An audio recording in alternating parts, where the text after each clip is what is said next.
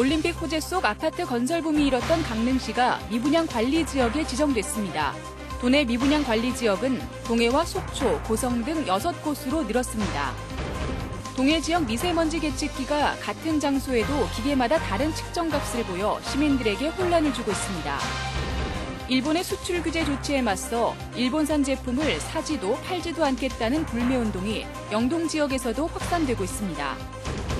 스쿠버 다이빙을 즐기는 일부 동호인들이 수산물을 무단 채취하는 일이 잦은데 자칫 목숨을 잃을 사고로 이어지기도 합니다.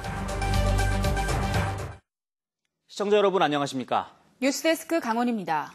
올림픽 호재로 아파트 건설 붐이 일었던 강릉시가 1년 만에 미분양 관리 지역에 다시 지정됐습니다.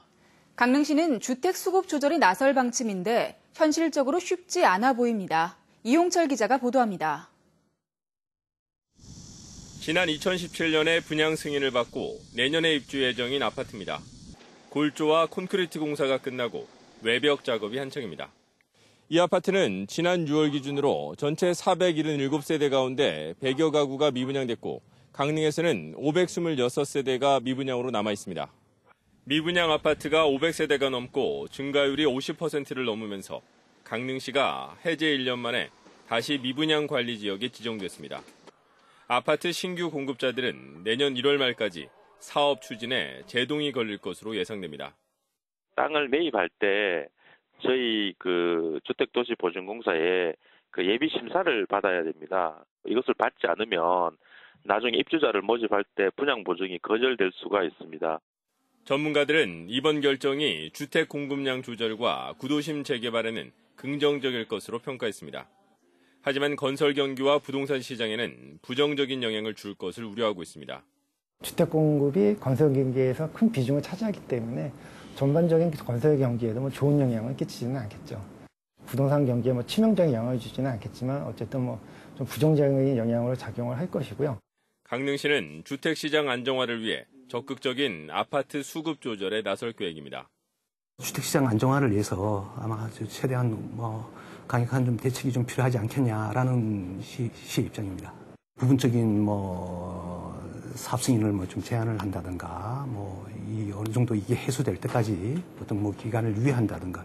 한편 강릉 지역에는 아파트 11개 단지 3,500여 세대의 사업이 추진돼 미분양 관리 지역 장기화에 대한 우려가 커지고 있습니다. MBC 뉴스 이용철입니다. 동해시에 있는 화력발전소들이 미세먼지 농도를 측정해 공개하고 있는데 이 결과가 오히려 시민들에게 혼란을 주고 있습니다. 같은 곳에서 측정하는데도 농도가 상당히 다르게 나오기 때문입니다. 유인호 기자가 보도합니다. 동해시 북삼동 사무소 옥상에 대기오염물질 계측기 2대가 설치되어 있습니다. 동서발전과 GS 동해전력이 한 대씩 설치했는데 측정 결과가 서로 다른 경우가 많아 의아심을 자아내고 있습니다. 동해시의 대기오염을 감시하고 있는 시민이 확보한 자료를 보면 지난 2월 1일 0시 GS가 계측한 미세먼지 농도는 44 마이크로그램, 동서발전은 15 마이크로그램으로 GS의 측정값이 3배 정도 높았습니다. 같은 날 오전 8시에는 GS 10 마이크로그램, 동서발전 47 마이크로그램으로 이번에는 동서발전의 측정값이 5배 정도 높았습니다. 2월 4일 오전 8시의 경우는 동서발전의 측정값이 81로 미세먼지 농도가 나쁨 수준이었지만 GS는 훨씬 못 미치는 39로 측정했습니다. 이런 현상은 어쩌다 한 번이 아닙니다. 하루 24번 측정값이 나오는데 두 자릿수 차이가 10번이 넘는 날이 허다하고 2월 5일 같은 경우는 20번이나 됐습니다. 3m 차이밖에 안 나는데 그 근사치로 맞아야 된다는 게 우리 보통 전체 시민들 생각인데 그 자체가 들쑥날쑥 어떤 데는 많았다가 적었다. 막 이게 된다는 자체는 이 기계를 믿을 수가 없다는 얘기예요. 동서발전은 작년 12월에 최신 장비를 설치하고 2주마다 상태를 확인해 교정하기 때문에 자신들은 틀리지 않을 거라고 대답했습니다. 2014년에 장비를 설치한 GS 동해전력은 국립환경과학원의 형식 승인을 받은 제품이라면서도 기기의 성능을 자신하지는 못했습니다. 그러면서 이달 중에 계측 장소를 옮길 계획이지만 장비를 교체할 계획은 현재로서는 없다고 밝혔습니다. 형식적으로 하는 부분밖에 우리 시민들은 그렇게 느낄 수밖에 없는 것 같습니다. 이번 기회에 전체적으로 우리 미세먼지 측정기에 대한 전수조사를 통해서 우리 주민들에게 정확한 정보를 제공할 필요가 있다. 그렇게 생각을 합니다. MBC 뉴스 유인호입니다. 진드기를 매개체로 감염되는 중증 열성 혈소판 감소 증후군이 최근 계속 확산됨에 따라 강원도가 비상상황 대응 전담팀을 운영합니다. 역학조사관 등 3명으로 구성된 전담팀은 오늘부터 오는 10월 31일까지 감염병 비상대응 상황실을 설치하고 환자 조기 발견과 초등 조치, 후속 관리 등 통합 관리에 나섭니다. 올 들어 도내에선 지난달 27일 삼척에서 밭일을 하던 80살 최모 씨가 중증 열성 혈소판 감소 증후군으로 숨지는 등 17명의 환자가 발생해 6명이 숨졌습니다. 정부가 고시한 제2차 신항만 건설 기본계획에 도내에선 동해신항이 대상 항만에 추가됐습니다. 해양수산부는 올해부터 오는 2040년까지 전국 신항만의 개발 사업을 추진하는 내용을 담은 제2차 신항만 건설 기본계획을 확정하고 동해신항과 제주신항을 추가 지정했다고 밝혔습니다. 동해신항 개발은 선박이 대기하는 채선율을 낮추고 물동량 증가에 대비하기 위해 1조 4천억 원을 들여 동해안 옆에 7개의 화물부두와 1.8km 길이의 방파제를 설치하는 사업입니다. 일본의 수출 규제 조치로 촉발된 일본 제품 불매운동은 영동 지역은 물론 태백과 정선에서도 열기가 확산되고 있습니다. 일부 편의점 업주들도 자발적으로 동참하기 시작했고 대규모 맘카페는 공식적으로 불매운동을 선언했습니다. 홍한표 기자가 보도합니다. 한 지역마트의 맥주 진열대입니다. 일본 맥주가 있던 자리에는 일본 술과 담배는 팔지 않겠다는 안내문이 붙어 있습니다. 일본 담배도 진열대에서 빼냈습니다. 일본의 그 보복 조치로 인해서 저희 매장에서는 술과 담배 해당하는 모든 제품을 이미 철수한 상태고 앞으로도 판매하지 않을 계획입니다.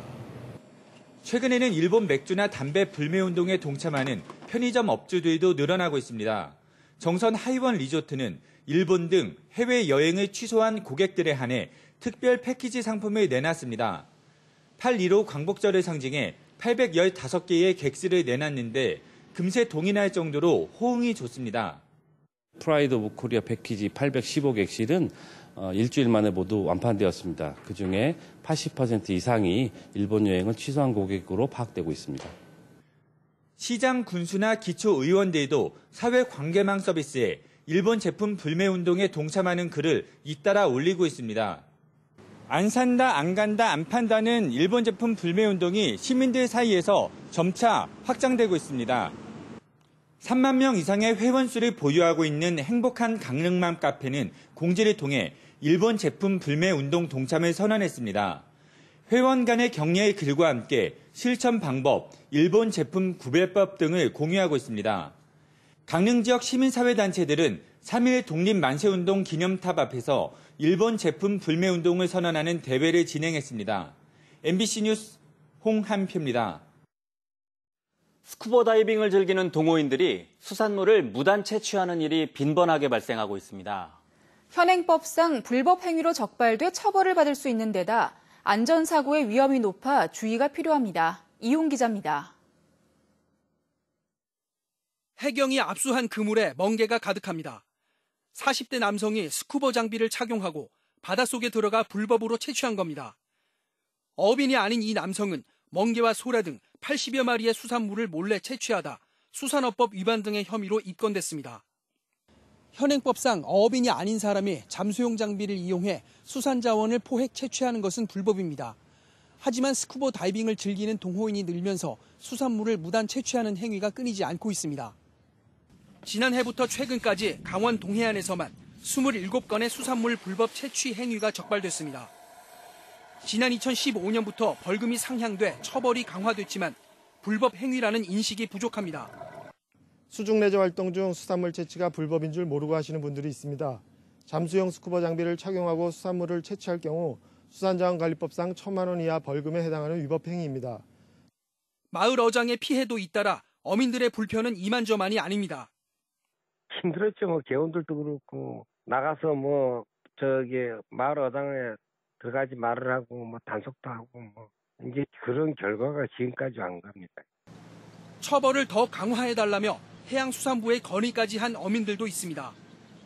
다이버들이 불법으로 수산물을 채취하는 것도 문제지만 더 큰 문제는 안전사고로 목숨까지 잃을 수 있다는 것. 최근 6년간 도내에서 스쿠버 다이빙 사고로 28명이 목숨을 잃었는데 상당수는 수산물을 채취하다가 공기가 부족해지거나 폐그물 등에 걸려 숨진 것으로 추정됩니다. MBC 뉴스 이용입니다.